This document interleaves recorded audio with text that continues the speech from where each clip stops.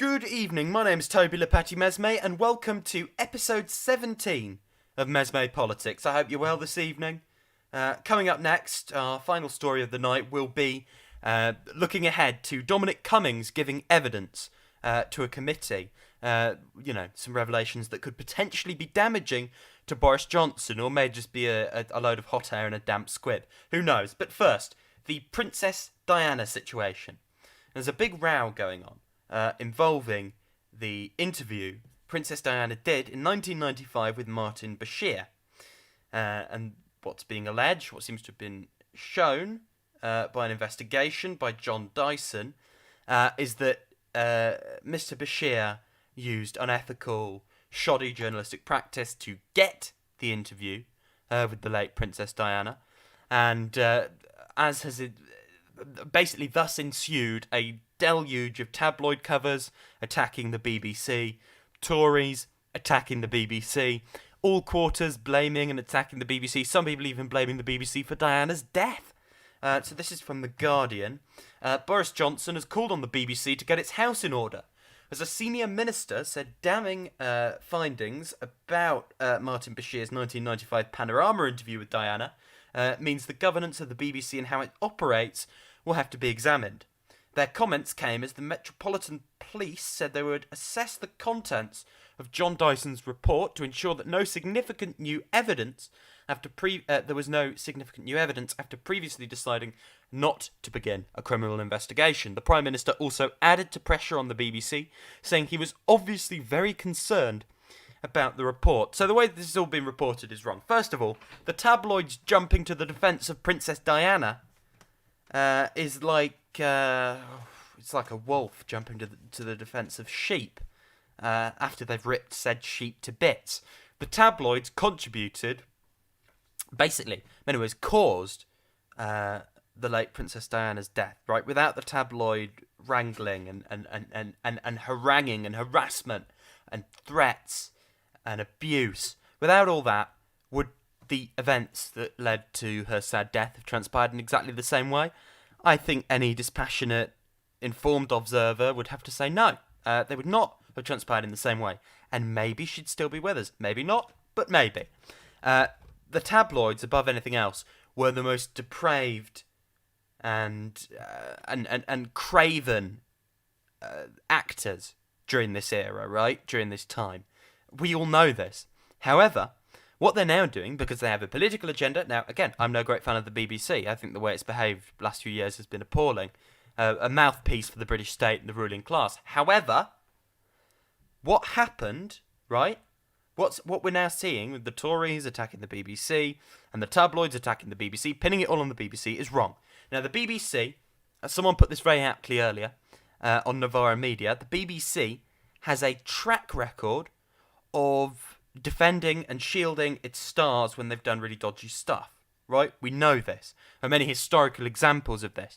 So clearly, the BBC didn't take action against Martin Bashir. It stood by him and it allowed him to get away with shoddy journalistic practices, unethical journalistic practices that could potentially, indeed, would basically have been what someone at the Sun at that time would have done, rather than, the BBC. This is proper tabloid journalism tactics. Although, of course, I'm not alleging the Sun did any such thing. All I'm saying is it would more be associated with the sort of down, dirty tabloids than the respectable BBC. However, that's just speculation. However, looking at this, we see the royal family now, Prince William launching an attack on the BBC, trying to reclaim that narrative. Prince Harry said it right recently. The tabloids harangued and harassed Princess Diana, and around the time that she had a relationship with a non-white person, basically destroyed her. They tried to do the same thing to Prince Harry and Meghan, because Prince Harry had a relationship with a non-white person. There's an element of that in there as well. There's an element of sexism in the way Diana and Meghan were treated. There are historical parallels. However, what we're seeing here, in my view, is a complete rewriting of history. Diana would have given an interview either way. These practices definitely contributed to her misery. They definitely made the situation worse. However, she consented to the interview, and the rewriting of history by the royal family to try and make it seem like Diana only said what she said because of Martin Bashir and his alleged practices, I think that's wholly wrong. And I also think it is an attempt to get the royal family off the hook for the blame that dysfunctional institution has in what it did to Lady Di and what happened to her, basically. Now, I'm not going to lionise anyone here. I certainly have no admiration for Prince Harry, Meghan Markle, Princess Diana, although they are all prominent detractors from the royal family who have spoken out against the dysfunction and true wretched nature of our most wizened of institutions, and recent polling indicates a plurality of young people now, about 40% to about 35% who think differently, a plurality of young people, more young people than not, think we should get rid of the monarchy. That's a huge jump in the last few years. Young people in this country, 18 to 24s, now want an elected head of state.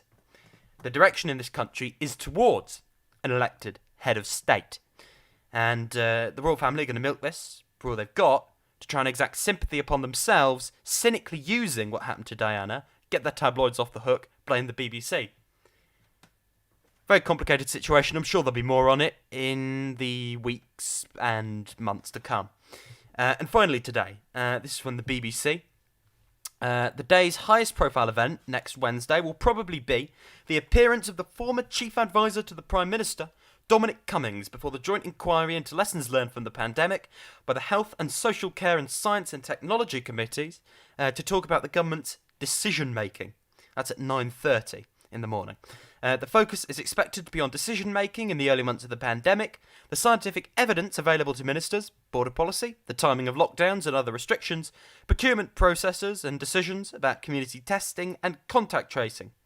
Mr. Cummings, a figure who fascinates Westminster, has already hinted at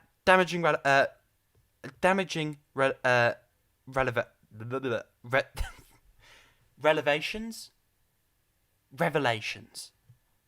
It's late. Bear with. Couldn't speak for a minute. So, Dominic Cummings next week. Is he going to drop a bomb? It's going to go one of two ways. It's either going to be a complete damp squib, waste of everyone's time. You know, the guy's an attention seeker. He's a chronic liar. He'll do some weird catchphrases, talk about, some sort of double speak, and leave, right? Or allege things with nothing to back them up, and be his own Captain Hindsight. However, if he has the receipts, if he comes out with revelations worth what he's saying, things we don't know yet, things that could be damaging politically to Boris Johnson, Wednesday could be extremely fascinating. This is going to be before PMQs. So we could be going into PMQs with some sort of sledgehammer dropped by Dominic Cummings as to what's going on. I'm not going to hype this up. I'm not going to be how sort of the liberal media was during the Trump era, where they're like, today, a dossier showing Trump is Putin's puppet, and then nothing comes of it. I'm not going to do that. But I am going to say, if there's anything worthwhile, we'll of course cover it on the show on Wednesday night, but also, really, really fascinating dynamic. This is like Alistair Campbell going rogue on Tony Blair and leaking a load of dossiers about the Iraq War and being like, pointing the finger, which of course he should have done. He didn't. He was instrumental in the proceedings. However, it's like that, but with Johnson and the pandemic. Could be absolutely fascinating. Dominic Cummings is acting in his own interests. I keep saying this, saving his own skin. However, he's a smart guy, and if he's got the receipts, this could be more of a threat to Boris Johnson than any of his most fervent libertarian backbenchers, any potential leadership challenge, and indeed the toothless nature of Her Majesty's opposition. Dominic Cummings is currently the opposition. We'll see what happens. That's it from me tonight. This has been MesmePolitics. Good night.